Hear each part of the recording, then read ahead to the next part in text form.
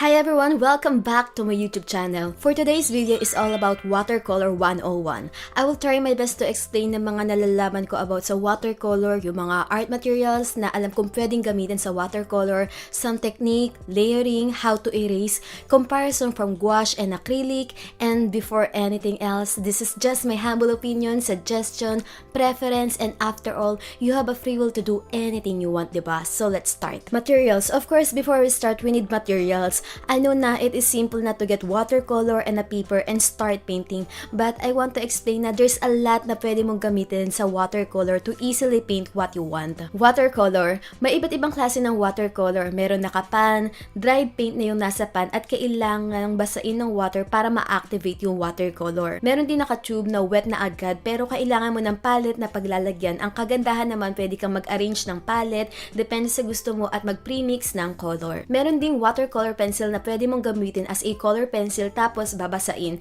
May review ako na to and yung mga ways kung paano gamitin. Ililink ko down below sa description box yung video. Sa pagpili ko nakapan, tube o pencil type ay depende talaga sa preference. May iba't ibang grade din ng watercolor. Meron cheap watercolor kaso chalky. Student grade ito naman ay more binder at filler at yung mga artist grade na quality for professional which is na more pigment at highlight fastness and permanence at may kamahalan din. Watercolor paper. Meron 3 types ng watercolor paper. Hot press have an extra fine texture. Nag-glide smoothly yung watercolor sa paper. Cold press have a fine texture. Okay itong gamitin sa mga detailed work at glazing technique. Rough paper have a rough texture. Dahil nga sa matut siya, grainy yung effect niya. Yung thickness ng paper is measured by weight. Ang standard na nakikita ko ay 190 to 600 GSM. Yung mga lower than 300 GSM ay kailangang i-stretch. Kung ayaw nyo namang i-stretch, meron din paper na naka-block, nakaglue yung edges niya ng watercolor paper, tapos pwedeng tanggalin kapag tapos na yung painting. Meron naka-sketchbook at sketchpad para nakakumpay lahat ng gawa. At may nabibili ding per sheet ng paper. Brushes. Alamin muna natin ang brush anatomy. Usually, mas maliit yung brush ng watercolor kaysa sa acrylic o oil paint kasi mas malapit at horizontal kapag nagpipaint gamit ang watercolor. Yung mahabang part, ang tawag doon ay handle. Ferrule naman ang tawag sa part na ito usually gawa sa metal at ito yung nagko-connect sa handle at nag-hold ng bristles. Heel ang tawag sa pasukan ng bristles sa ferrule. Crimp yung indention para mahigpit yung kapit ng ferrule sa handle. Ang tawag naman dito ay yung head ng brush. Yung matabang part ng brush to hold the water ay belly. Yung pinakadulo ay tip or toe naman. Meron ding different types of bristle. Flat brush. Flat yung ferrule at bristle.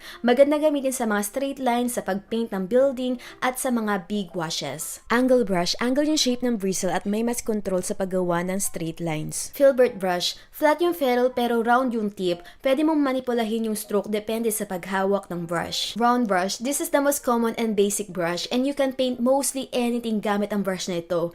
Round yung ferrule, mataba yung belly at pointed yung tip. Liner o rigger brush. Round yung ferrule, super long yung bristle. Ginagamit sa paggawa ng mga expressive and long lines. Fan brush. Mukhang pamaypa yung shape niya kaya tinawag na fan brush.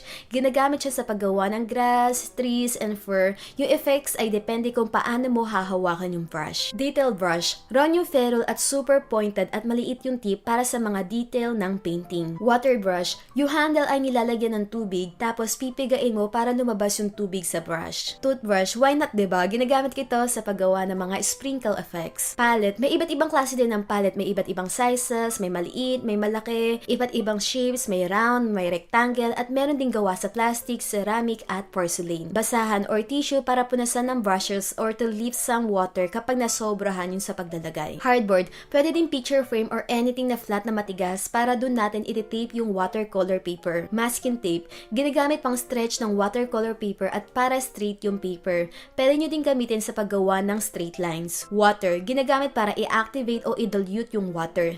Tip ko din sa inyo na gumamit ng 2 jars para hindi papalit-palit ng tubig. Yung isang jar, dun yung first dip at huhugasan yung brush. Sa pangalawa, dun mo parang babanlawan yung brush at dun ka na rin maglo-load ng water. Mapapansin nyo na unang dudumi yung first jar at malinis pa rin yung second jar. Para maiwasan din yung muddy color. Masking fluid. Ginagamit ito para i-preserve yung white area. Lagyan yung area na i-preserve, hintayin matuyo bago lagyan ng watercolor. Kapag tuyo na, pwede na mag-watercolor at hindi malalagyan yung area na yun. I-rub nyo lang ng kamay nyo o kaya gumamit ng eraser para matanggal yung masking fluid at white pa rin yung area, diba? At huwag nyo din gagamitin yung favorite brush nyo kasi masisira lang kasi super bilis mabilis itong matuyo. Optional or additional na pwede nyong gamitin sa watercolor lalo na kung gusto nyo ng mixed media. White pens, gamitin nyo ito kapag totally dry na yung painting para gumawa ng highlight para mas precise. Gouache, opaque ito kaya pwede ipatong sa watercolor at water-based din. Acrylic paint, katulad ng gouache, opaque medium din at pwedeng ipatong sa watercolor. Color pencil, gumagamit ako ng color pencil to add some details to increase the saturation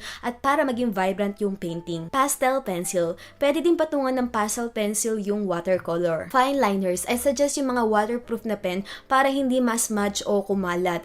Pwedeng gamitin pagkatapos ng watercolor. Pwede ding ilagay bago lagyan ng watercolor. Hintay lang matuyo sa paper. Dahil waterproof, hindi naman kakalat. Mas precise yung outline, di ba? Degree of transparency. Merong 4 degree of transparency ang watercolor. Transparent, semi-transparent, semi-opaque, at opaque. Depende ito sa specific color or manufacturer. Itong Shinhan Professional Watercolor na ginagamit ko, may nakalagay sa packaging niya na degree of transparency. Yung box na yan, ayan yung sign ng degree of transparency. Kumuha ako ng color ng different degree of transparency.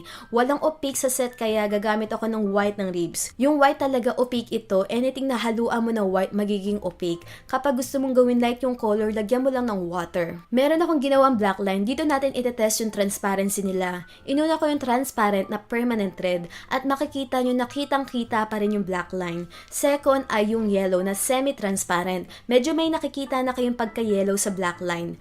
Third, yung yellow ochre na semi-opaque at obvious na yung color sa black line. Lastly ay yung white na opaque at makikita nyo na may white film na sa black. Watercolor Techniques. May nagawa na akong video na dedicated sa watercolor techniques. Ililink ko down below sa description yung video. So yung mga pinaka-common na yung gagawin ko. Wet on dry technique. Wet yung brush tapos dry naman yung paper kaya tinawag na wet on dry. Sharp yung edges at ginagamit sa mga details ng painting. Second ay yung wet on wet technique. Binasa ko muna ng tubig yung papel bago lagyan ng wet paint. Pumupunta yung paint kung saan may water at soft yung magiging resulta ng edges. Layering, ang ipapakita ko ay yung common na ginagawa ko sa skin tone. So basic circle muna tayo para hindi overwhelming. Nagload ako ng light flesh, tas nilagyan ko ng watercolor at nagsishape ako ng circle.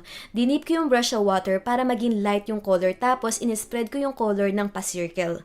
Patuyuin muna natin itong first layer bago magpatong ng another layer. Kasi kapag wet pa, tapos nagpatong ka kaagad ng another color, maghahalo sila, magbibleed or mabubloom. Pero okay na yun kung loose style naman yung ginagawa mo. Binasa ko ulit yung paper at nilagyan ko ng Roshena sa ilalim ng part ng circle para magkaroon ng depth. Kasi nagkakaroon ng depth kapag may lightness and darkness. Binablend ko gamit ang clean brush na may water para maging soft yung pagka-blend. Patuyuin muna bago mag-add ng another layer. Binasa ko ulit yung paper tapos nag-add ng burnt umber at sa gilid ko lang nilagay. Tapos hintayin nyo ulit matuyo. You can add another layer if you want para maging vibrant pa yung color pero make sure na makapal at okay yung paper na ginagamit para hindi maglibag yung papel. How to erase watercolor. Gumamit ng clean brush na may water tapos ipahid sa area na buburahin. Tapos yung wet na area ay pahiran ng tissue. Nagiging active ulit yung watercolor tapos ililift gamit ang tissue. Make sure na huwag din kayo manggigil sa pag-stroke ng brush para hindi masira yung paper. Pwede mong mabura yung watercolor sa paper pero may mga specific color na nag-i-stain na talaga sa paper. Comparison. Ngayon naman ay i-compare natin ng watercolor sa gouache at acrylic. Pare-pareha silang water-based pero sa acrylic huwag masyadong matubig, mga 40% water lang at 60% yung paint, yung ratio nila. Sinulatan ko gamit ang waterproof pen para makita natin yung opaqueness. Inuna ko yung watercolor which is transparent at nakikita ko pa rin yung nakasulat. Next ay yung gouache at medyo hinaluan ko ng onting tubig pero opaque na. Magiging opaque pa to kapag hindi ko hinaluan ng tubig. Last yung acrylic na opaque talaga at natakpan yung nakasulat. Babasain ko ulit ng tubig para maging active yung paint. Binasa ko yung watercolor at naging active ulit at nakakalat ko yung paint. Sa gouache, ganun din. Naging active ulit yung water ng binasa natin. Pero yung acrylic, naging water resistant na siya.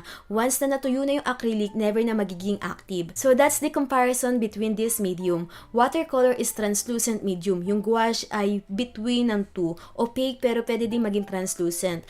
Acrylic is also also water-based pero once na maging dry, magiging water-resistant na. Cleaning. Sa cleaning naman ng brush, i-dip nyo lang sa water, pa-circle-circle yung motion. Pwede din gumamit ng soap sa paglilinis ng brush. Tapos, punasan gamit ang tissue. Ihiga nyo kapag papatuyuin yung brush. Huwag nakatuyo para hindi pumunta yung tubig sa ferrule. That's it for this video and kindly support this channel by liking this video and comment down below ng mga watercolor questions nyo. At kung nandito ka pa rin nanonood, may bonus part. Nag-post ako ng question sa community tab na mag-comment kayo ng question. Ang question ni Jessica Abad, ano po yung mga colors na nagja-jibe? Thank you.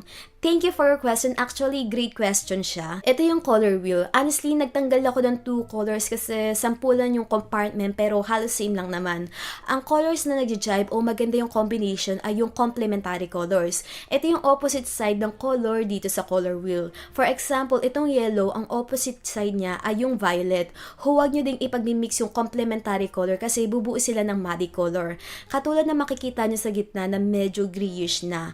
Ang complementary color ng orange ay color blue. Ang opposite ng red ay color green. Meron pang analogous, triadic, square at marami pang iba-ibang color scheme. Gagawa ko ng another video na dedicated sa mga colors. So make sure na nakasubscribe ka sa YouTube channel and tap the bell to get notified whenever I upload a new video. At share mo na rin itong video sa friends mo na go watercolor. Sharing is caring. Yun lang. Thank you so much for watching. See you on my next video. Bye!